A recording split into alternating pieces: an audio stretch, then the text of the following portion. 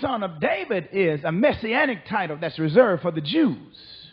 And she tries to meet him based upon this Jewish underpinning of who he is. And he does not answer her because he realizes that she can't come to him like that. She doesn't know him as being the son of David. She can call him Kyrios, but she can't call him Weos, son of David. She says, I can call him Lord, son of David. But Jesus says, that's a title that's reserved for my own.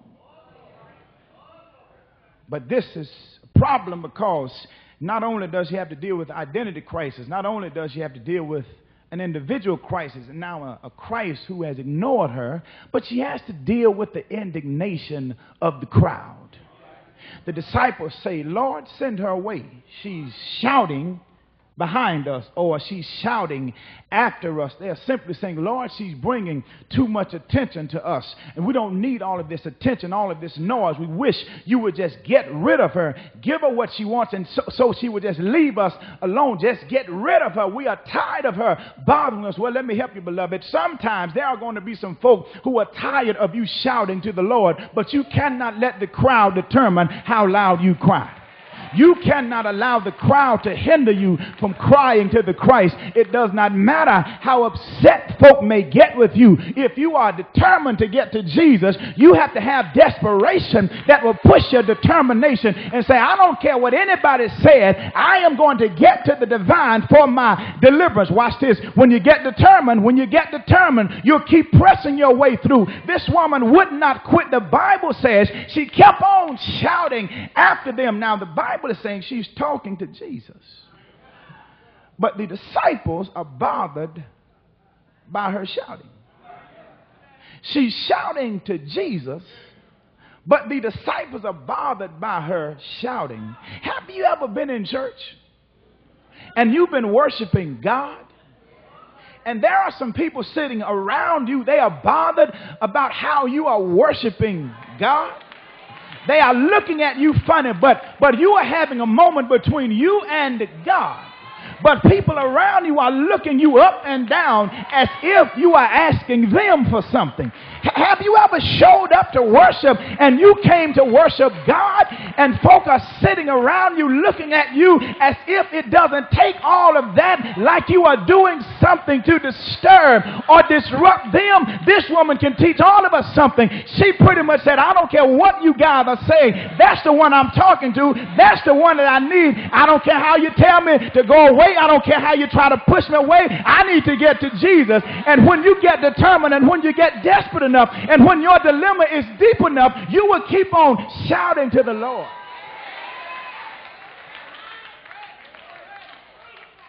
But she has to deal with the fact that it seems that her case is insignificant. Watch the book. The Bible says, verse 24, but he answered and said, I was sent only to the lost sheep of the house of Israel. It seems by Jesus saying this that her case has been dubbed as being an insignificant case.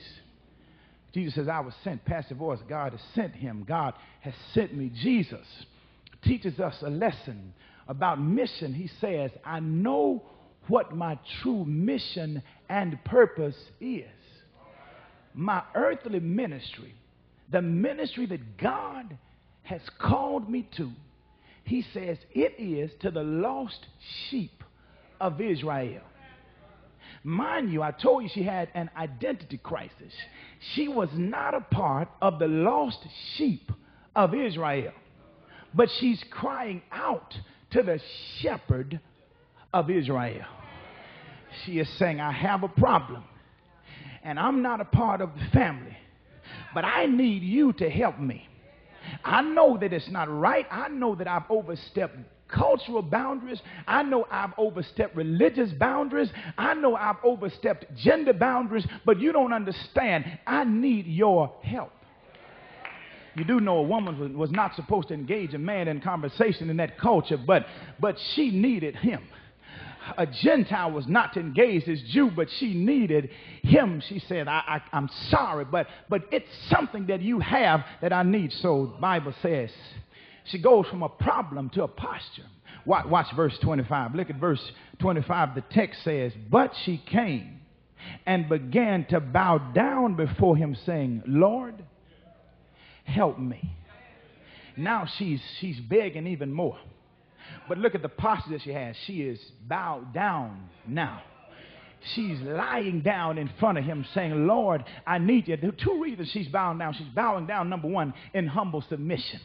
Now, mind you, this is a woman who is outside of the family, who recognizes who he is and the posture that she ought to have being with him. If you read in chapter 15 and watch how the Pharisees argued and debated with Christ, and how the disciples were somewhat hooked in to the traditions of old of the disciples, that Jesus had to go along and tell them, leave them alone, suggesting that you're trying to be too much like them. You can't be like them and follow me. You can't keep acting and holding on to those traditions yet follow me. Jesus says, leave them alone. You can't keep trying to be like them and follow me. And she says, I'm going to bow down because I'm going to humbly submit and I'm going to keep on begging. But she says the second reason that I'm bowing down is that if you keep on walking, you're going to have to just walk right over me. I know you've been ignoring me. I know you've been acting like I've not been saying anything, but I know you've said you've come to the lost sheep of Israel. I've heard all of that, but I'm still going to say, Lord, help me. I won't even call you by your messianic title because that might have offended you, but I can still call you Lord. I can still ask you to help me, and if nobody else help me, I know you can help me. She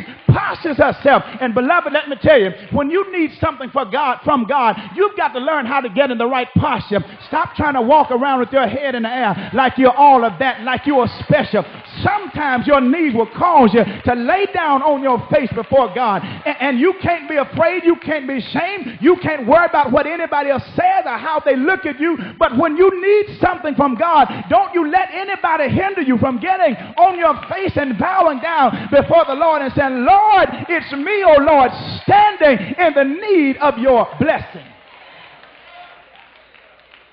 The woman says, I'm going to just stay right here until you walk over me. But watch the text. Look at the prayer of this woman. This woman says, Lord, help me. It's powerful, but it's persistent. It's powerful in the sense that it's short, but it's specific. She says, Lord, help me. She doesn't go into all of this long speech trying to tell him about her daughter, what's going on. She's already told him that. Now she said, Lord, I need you to help me. You already know what's going on, but Lord, help me. Lord, help me. Beloved, sometimes when you need the Lord to help you, don't have time to say, Father of Abraham, Isaac, and Jacob, the father that was here, there, and everywhere.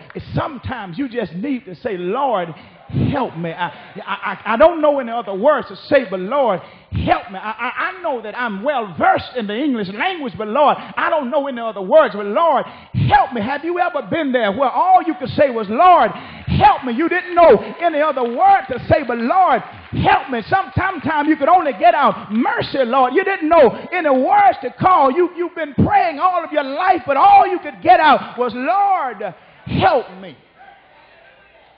Persistent, she keeps on begging him. And the Bible says in the text, Jesus answered, it is not good to take the children's bread and throw it to the dogs. Wait a minute. Now he's going to insult her. He's ignored her. He's made it seem as if her case is insignificant. Now Jesus insults her by saying, what I have, it's for the children indicative of Israel, the dogs indicative of the Gentiles, the bread indicative of the blessings that Christ has at his disposal. He says, it is not morally right to take the children's bread and throw it to the dogs. Now, it seems to me that now that he has ignored her, and now he has insulted her, it would seem to me that this woman would just walk away and say, you know what, forget it. Now, you walked over me, you walked by me, you walked past me, you've ignored me, you've allowed your boys to tell me to leave, and I've been crying, I've been humiliating myself, I've been begging. It seems to me that she would say, forget it. But guess what she does? She turns this thing around. She said, yeah, Lord. That's all right. You can call me a dog. I understand. That's my place. You know what? I know I'm not a part of that family, but guess what? You did say something back over in Genesis chapter 12, verses 1 through 3 that hooked me into this piece right here. She said, I don't need the whole bread. I don't need the whole loaf. I don't need all I need is crumbs that will fall from the table. I just want you to know that I'm humble enough just to, I don't have to sit at the table. All I need is crumbs from the table. And beloved, she showed us something. She said, I don't care how you humiliate me. I don't care how they talk about me. I don't care how they push me away. I don't care how they laugh at me. I still need you, Lord. And I want you to know, beloved, sometimes you have to humiliate yourself. Sometimes you have to say, Lord, whatever it takes, I'm going to get to you, even when folk look at you strange. Every time you walk down and lay down before the Lord, folk may, it doesn't take all of that. Why do they have to do that? They don't understand my plight. They don't understand my pain. They don't understand my problem. But thanks be to God, there is a Lord who understands. Jesus now extends provisions. Watch the text. The text says,